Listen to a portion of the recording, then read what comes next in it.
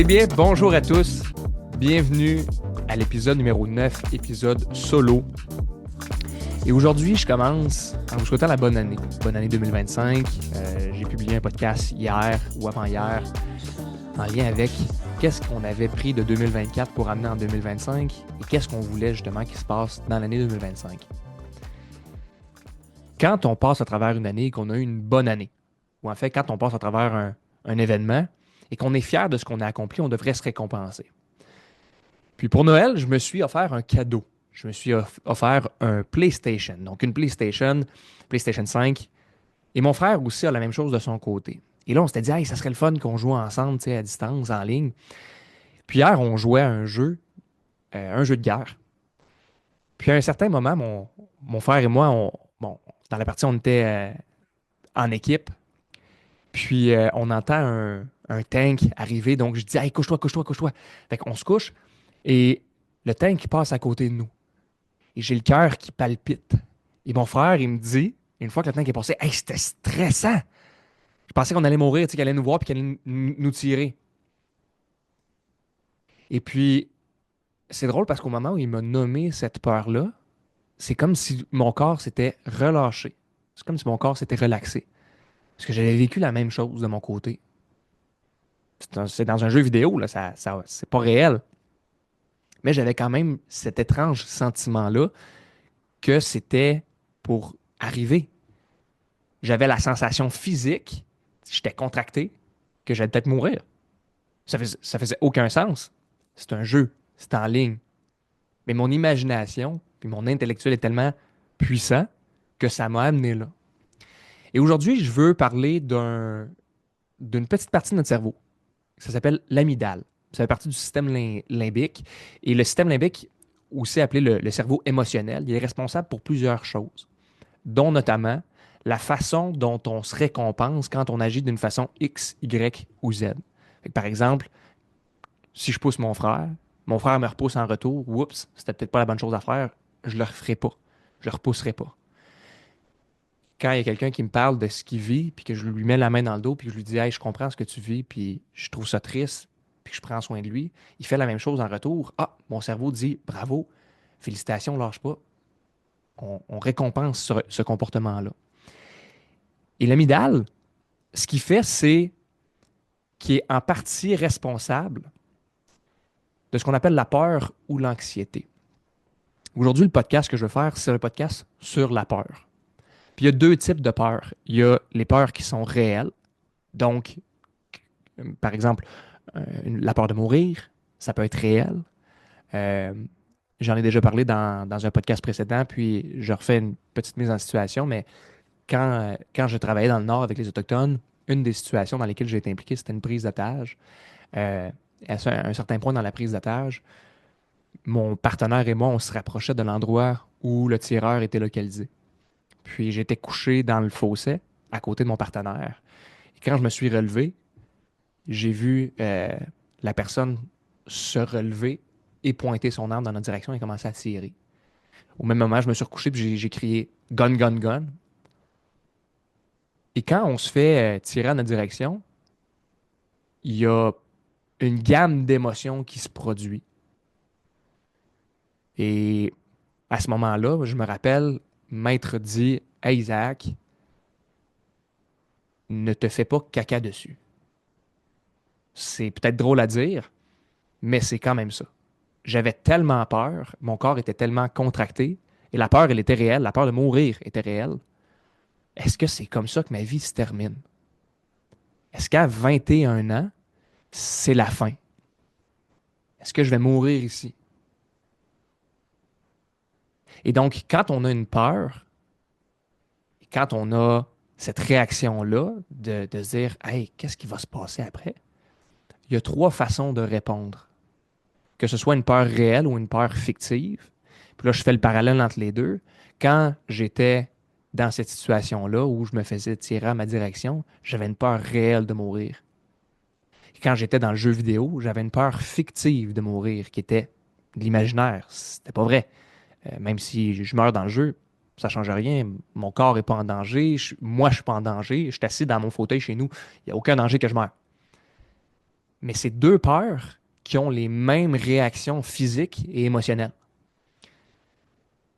Donc, trois façons de réagir face à une peur. La première, figer. Je fige. Moi, dans mon cas, c'est un peu ce qui s'est passé. J'étais plus capable de bouger. J'ai figé. La deuxième, c'est foncer. Donc, pour certaines personnes, face à un danger, face à une peur, au lieu de figer, ils vont se battre. Ils vont aller de l'avant. Ça va leur donner un pouvoir supplémentaire pour dire, hey, regarde, non, c'est pas vrai que ça va se passer comme ça. Je vais affronter ma peur et je vais foncer. Et puis la dernière réaction, c'est de fuir. Donc, face à un danger, comment je m'y prends? J'ai pas le goût d'affronter ce danger-là, je vais donc fuir. Puis la majorité d'entre nous, on est dans le premier point ou dans le troisième. Donc, soit on fige, soit on fuit. Puis aujourd'hui, moi, je vais vous donner une façon, en fait, trois petits trucs à la fin du podcast pour que vous soyez capable non pas de figer ou fuir, mais bien de foncer. Parce que combien de fois on a des opportunités qui sont manquées parce qu'on ne passe pas à l'action. On devrait sortir de notre zone de confort, mais parce que la peur est tellement grande et qu'on n'arrive pas à la rationaliser, elle nous empêche de passer à l'action. Puis quand elle nous empêche de passer à l'action, ça fait quoi? Ça fait en sorte qu'on manque des belles opportunités qui auraient pu se présenter. Je pense à un de mes chums de gars. Hey, comment ça a été finalement? T'as-tu postulé pour le poste? Ah non, j'ai pas postulé là finalement. J'étais bien occupé, puis ça a donné que j'ai pas eu le temps de faire ce qu'il me demandait, puis j'ai passé la date maximale, fait que j'ai pas envoyé mon CV ou j'ai pas appliqué pour le poste. Mais ce qui s'est passé, c'est qu'en réalité, il y avait peur. Il y avait peur de peut-être l'échec. L'échec d'aller rencontrer l'employeur, puis que l'employeur lui dise non. Il avait peut-être peur du jugement des autres. Hey, là, t'as appliqué sur ce poste-là, t'as pas les qualités, t'as pas les compétences pour faire ça. Oups, la peur du jugement des autres. Dans un commentaire que j'ai eu par rapport au podcast, j'étais en T-shirt. Et la personne m'a dit, tu sais, Isaac, être en T-shirt, ça fait moins professionnel qu'être en chemise. Puis je suis sûr que si la personne elle écoute aujourd'hui, elle va probablement se reconnaître. Mais la réalité, c'est que j'ai pas peur du jugement des autres. Fait que même si je suis en T-shirt, tu as le droit de passer ton opinion. On est un petit peu plus que 8 milliards sur la planète. Il y a donc 8 milliards d'opinions différentes. Il y a donc 8 milliards de possibilités de se faire juger. Juger par nos actions. Juger par ce qu'on a dit. Par ce qu'on a fait. Mais c'est quand même une peur qui est présente. Dans les peurs qui sont présentes, il y a aussi des comportements qu'on va adopter. Puis je fais la même métaphore avec un camion. Imaginez que vous êtes sur l'autoroute et que vous roulez en arrière d'un camion. Le camion, c'est un petit peu comme votre peur. Et plus vous êtes collé sur votre peur, moins vous allez être en contrôle. On se laisse bercer par la direction que le camion prend. On se laisse bercer par la direction que notre peur prend. Le passage à l'action ou l'inaction va amplifier notre peur. Et quand je suis ce camion-là, ben, si le camion décide de rouler à 85 sur l'autoroute, je vais rouler à 85 sur l'autoroute. S'il décide de rouler à 60, je vais rouler à 60 parce que c'est ma peur qui me mène. C'est pas moi qui mène le bateau. C'est pas moi qui prends la décision. C'est la peur qui prend la décision pour moi. Et donc, s'il décide de tourner à droite puis de prendre la sortie, puis de m'éloigner de mon objectif que je me suis fixé, je vais prendre la sortie avec lui parce que pour moi, c'est plus facile de le suivre puis d'être dans le confort. Donc, pour éviter de suivre le gros camion puis de ne pas être responsable des actions qu'on commet, c'est important de prendre la perspective, de reculer, reculer d'un pas, ralentir peut-être, ralentir un petit peu le rythme pour être capable de voir c'est quoi la peur qui m'habite. Et dans ces peurs-là, je vais vous en nommer quelques-unes. La peur de l'échec. C'est souvent la peur qu'on va rencontrer le plus. Et la peur de l'échec, c'est quoi? C'est justement, avant d'entamer un projet, j'ai peur de ne pas réussir, de ne pas accomplir l'objectif que je me suis fixé, de ne pas avoir le poste pour lequel j'applique, de ne pas réussir l'ascension de la montagne que je vais faire. Et là, on va s'auto-saboter. Au lieu de prendre les démarches nécessaires, de m'entraîner quotidiennement pour réussir à faire l'ascension de cette montagne-là, je vais avoir un manque de préparation. Puis quand je vais arriver pour faire l'ascension, je vais dire, ah, c'est certain que je n'étais pas capable de monter la montagne. Pourquoi? Parce que je ne me suis pas bien préparé. C'était sûr que je n'étais pas capable. j'avais un manque de préparation. Donc, on tombe souvent dans l'auto-sabotage. On va s'auto-saboter pour réussir à avoir une porte de sortie. On va avoir une porte de sortie. J'ai réussi à avoir ma porte de sortie. Fait que ma peur de l'échec, elle a pris le contrôle. Pas de problème, yes. Je me suis auto-saboté avant même d'avoir réussi à atteindre l'objectif que je m'étais fixé. La peur de l'échec, c'est le premier. La peur du rejet. La peur du rejet, c'est une autre grande peur. Aujourd'hui ou ce soir, je m'en vais dans un événement, réseautage. Qu'est-ce que je porte? Est-ce que je suis assez bien habillé? Est-ce que mes souliers sont corrects? Est-ce que les talons hauts que je porte sont adéquats? Est-ce que la robe que je porte est assez bonne pour moi? Est-ce que le veston que j'ai mis ce soir est assez propre? C'est surpassé? Comment les autres vont me percevoir? La peur du rejet. Je ne vais pas me faire rejeter par ce groupe-là, par les vêtements que je porte. Il faut que je sois sharp, il faut que je sois propre, il faut que je sois sur la coche. Et donc, on s'empêche peut-être même parfois d'aller dans des événements. Ah, j'ai pas ce qu'il faut, j'ai pas les vêtements appropriés, je vais donc pas y aller. Je vais faire du sport, je vais faire de la course. Je fais de la course avec le Weekend Trail. Et à plusieurs reprises, je suis allé là avec des vieilles shorts trouées. Pourquoi? Parce que je suis confortable dedans.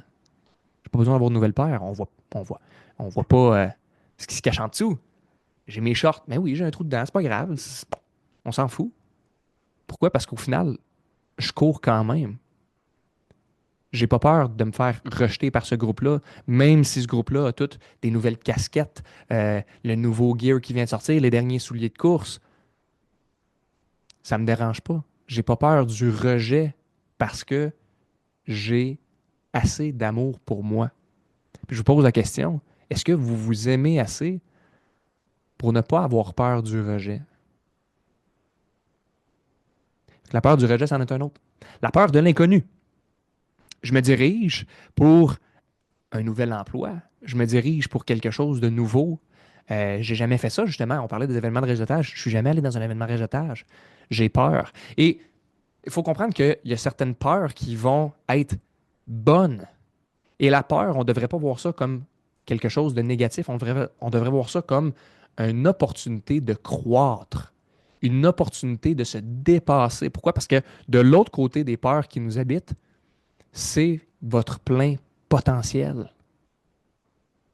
Et plus vous allez sortir de vos peurs, vous allez être capable de les identifier, de les nommer, de restructurer la façon dont vous la voyez, plus vous allez entraîner votre cerveau puis votre amygdale à dire, OK, quand tu vas au-delà de ta peur, wow, voici ce que tu es capable d'atteindre comme objectif. Tu vas avoir un sentiment d'accomplissement, tu vas avoir un sentiment de fierté. Tu vas être fier de toi par ce que tu as accompli. J'ai ma, j'ai ma maman qui a fait un cours dernièrement, puis elle était stressée. Elle avait peur de l'échec, elle avait peur de ne pas passer. C'était inconnu pour elle, ce chemin-là. Et quand elle l'a eu, je l'ai appelée, j'ai dit, hey, puis finalement, comment ça a été? Elle me dit, j'ai réussi. Et j'ai même pleuré, j'ai eu une petite larme parce que j'étais fier de moi. Elle est allée au-delà de sa peur, au-delà de l'inconnu. Parce que c'était la première fois où elle suivait une formation de ce type-là. Mais elle l'a fait, elle a réussi, puis elle a un sentiment d'accomplissement. Fait que quand on dépasse l'inconnu, puis qu'on entraîne notre cerveau à dire, regarde, oui, tu as une peur, mais va au-delà de ta peur, tu vas avoir ton plein potentiel, ben, on est capable de se donner une petite tape dans le dos, puis d'encourager ce comportement-là. Comme je l'ai dit au début, si je pousse mon frère, il me repousse. Si je prends soin de l'autre personne, elle prend soin de moi. Ben, c'est un peu la même chose. Quand j'entraîne mon corps à dépasser et que je vois le bénéfice que ça m'apporte, ben, je vais continuer à avoir son comportement-là et donc de sortir de ma peur. On parle aussi de la peur de la perte de contrôle. Par exemple, je suis à mon compte, j'ai le contrôle sur mon horaire. Mais là, ça ne va plus mes affaires, puis je suis fatigué, j'ai plus le goût de continuer là-dedans. Mais j'ai peur de perdre le contrôle si je retourne comme salarié. Et je sais, il y a de mes clients que j'accompagne qui me font part de cette mention-là. Crime, ça me stresse, qu'est-ce qui s'en vient. Puis là, j'aimerais ça déléguer, mais j'ai peur de donner les rênes à quelqu'un d'autre dans l'entreprise, puis de déléguer de la bonne façon à la bonne personne. Ça me fait peur. J'ai l'impression de perdre le contrôle sur ma business. Mais plus on favorise ce comportement-là, en lien avec la bonne personne, évidemment, plus on est capable d'obtenir des meilleurs résultats. Hey, J'ai été capable de me libérer en fin de semaine. J'ai pu faire d'autres choses. Cette semaine, j'ai pris mon mercredi après-midi off. J'étais allé au spa avec ma femme. Ça a super bien été. Puis tout ça grâce au fait que j'ai vaincu ma peur de perte de contrôle. J'ai laissé le contrôle à quelqu'un d'autre. Et ça a été bénéfique. On parle de la peur de l'insuffisance. La peur de l'insuffisance, c'est aussi ce qu'on appelle le syndrome de l'imposteur. Puis combien d'entre nous l'ont?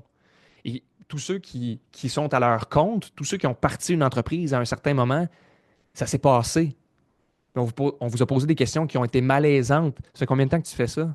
OK, mais tu me dis que ça fait 1 an. Pourquoi je devrais te prendre toi plutôt que quelqu'un d'autre?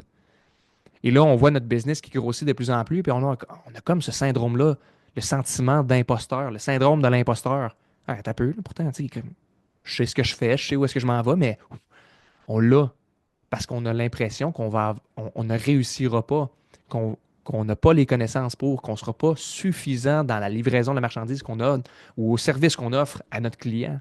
On a également la peur de la perte matérielle ou en fait la perte relationnelle.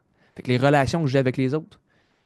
Des fois, j'ai eu un conflit avec quelqu'un, je voulais lui parler, mais j'ai peur de la conversation qu'on va avoir. Puis je voudrais pas perdre cette amitié-là parce que, veux pas, c'est une personne à qui je tiens. Ou encore, j'ai une propriété avec ma mère, mais si je m'implique dans ce projet-là, il y a des risques financiers liés à ça. Puis je ne m'impliquerai pas autant parce que finalement, j'ai peur de perdre le chalet. Peut-être qu'il y en a certains parmi vous qui se sont empêchés d'accomplir leurs rêves ou qui se sont empêchés d'aller vers leur plein potentiel, de peur de perdre leur maison, de peur de perdre leur conjointe, leur famille, leurs enfants. Et souvent, c'est un cercle vicieux qui s'installe parce qu'éventuellement, on en tient rigueur aux autres. Si je ne suis pas là où j'aimerais être dans ma carrière, c'est de ta faute. C'est pas de la faute de personne. Tu es responsable de ton succès ou de ton échec. Tu es la seule et unique personne qui est 100% responsable de ton succès ou de ton échec. Personne d'autre. Mais ça, c'est à toi à prendre le règne de ta peur, de la perte matérielle ou émotionnelle, puis de dire, OK, regarde, je le nomme, je te le dis, puis on va travailler avec ça. La peur du jugement, la peur de la douleur physique ou émotionnelle aussi, hein, la peur d'être critiqué puis de dire Oups, boy, attends un petit peu, mon ego, elle mange un coup. Là. La peur du succès. C'est la dernière peur qu'on a, la peur du succès. Et c'est une peur qui est quand même étrange parce qu'on ne voudra pas être authentique et être à notre plein potentiel, dans notre zone de génie, là où on performe, là, parce qu'on a peur du succès qu'on pourrait avoir. On a peur d'être dans cette lumière-là, de briller, parce qu'il y en a d'autres à côté de nous autres qui ne sont pas heureux, puis il y en a d'autres à côté de nous autres qui ne sont pas dans leur plein potentiel. Puis on a peur de ce succès-là parce que peut-être que ça va découler sur d'autres peurs ou sur d'autres actions qu'ils vont avoir. Ils vont me rejeter parce que je suis en train de changer. Ils vont me rejeter parce que je suis en train d'atteindre les objectifs que je me fixe et pas eux. Il y a 3 trucs aujourd'hui que je veux vous partager pour réussir à vaincre vos peurs. Le premier truc, c'est de l'identifier. Identifier, c'est quoi la peur à laquelle je fais face actuellement dans les peurs que j'ai nommées. Et il y a d'autres peurs, évidemment, qui sont là, mais c'est d'identifier la première peur. C'est quoi? C'est quoi que je vis actuellement? C'est quoi l'émotion à travers laquelle je passe? Comment je me sens à l'intérieur? Est-ce que je suis capable d'identifier cette peur-là? Ou même est-ce que je suis capable d'identifier qu'actuellement, c'est une peur que je vis? Fait que ça, c'est le premier point, l'identifier. Ensuite, le deuxième point, c'est le nommer. Puis je vais vous donner un exemple encore plus concret. Quand on parle de l'identifier puis de le nommer, quand j'ai fait le premier épisode de podcast, l'intro, je l'ai mentionné. J'ai dit, hey, j'ai la peur du jugement des autres. Cette peur-là, elle est réelle. J'ai cette peur-là que les autres me jugent en lien avec du contenu que je vais partager, du contenu de ma vie personnelle. Pourquoi? Parce que j'ai le désir que les autres, ou en fait que ma communauté, donc que ma famille, mes amis, puis les autres personnes auxquelles j'ai affaire, tendent vers la version d'eux qu'ils désirent atteindre. Ça veut dire quoi? Ça veut dire si par ma vulnérabilité, je suis capable d'amener quelqu'un d'autre à prendre le chemin qui est peut-être plus difficile, mais qui est nettement meilleur pour sa vie, puis lui donner une possibilité d'améliorer ses conditions de vie, puis améliorer peut-être sa relation de couple, améliorer ses relations amicales, sa situation professionnelle, sa situation personnelle, mais je pense que ça vaut la peine d'être fait. Mais je l'ai nommé au début, j'ai cette crainte-là. Donc, premier point, identifier. Deuxième point, nommer. Et le troisième point, transformer la peur perçue en défi ou en opportunité de croissance. Ça veut dire quoi? Je prends un bout de papier et je l'écris. Qu'est-ce qui peut se passer dans le pire scénario? Et qu'est-ce qui peut se passer dans le meilleur scénario? Qu'est-ce qui va se produire si je réussis ce défi-là? Et quand j'ai fait l'exercice de mon côté pour dire, OK, moi j'ai une crainte avec le jugement des autres en lien avec le podcast que je voudrais faire, et que j'ai écrit les pour et les contre dans la ligne des pour, puis de ce que ça allait me générer, c'est une augmentation de la confiance en moi, une augmentation de la visibilité que j'ai sur les médias sociaux, une augmentation des relations que je peux développer, des relations d'affaires, mais aussi des relations personnelles. J'ai du monde qui vient me voir qui me disent, hey, c'est bon, Isaac, ce que tu fais. Crime, j'aime ça. J'ai des trucs. J'apprends. Donc, prendre une peur, la transformer en opportunité de croissance ou en opportunité de voir ça comme un défi. OK? Et quand j'ai filmé l'épisode numéro 8, j'étais fier de le faire parce que j'ai atteint le défi que je m'étais donné. Donc, je répète les trois trucs. Premier, identifier. C'est quoi la peur à laquelle je fais face? Deuxième, nommer cette peur-là. Bien la nommer. Et ensuite de ça, reformuler. Donc, c'est quoi les pour et les contre de cette peur-là? Et qu'est-ce que ça va me donner si je passe au travers? J'espère que ce podcast-là vous a plu. C'est un court podcast sur la peur. Je vous invite évidemment, si ce n'est pas déjà fait, à vous abonner à la chaîne YouTube, à écouter peut-être d'autres vidéos qui vont avoir été faites ou qui vont s'en venir. Je vous invite également à partager vos commentaires. Vous pouvez avoir accès au contenu que je crée sur la chaîne YouTube directement.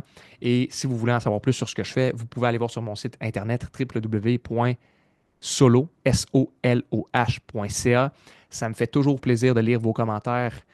S'il y a des sujets que vous voulez aborder, des sujets croustillants, des sujets tabous que vous n'osez pas aborder, n'hésitez pas, faites-moi savoir, ça me fait toujours un grand plaisir et j'espère que ce podcast-là vous aide à devenir la version de vous que vous aimeriez être. Je vous souhaite une super belle journée et on se dit à bientôt dans un prochain podcast. Ciao!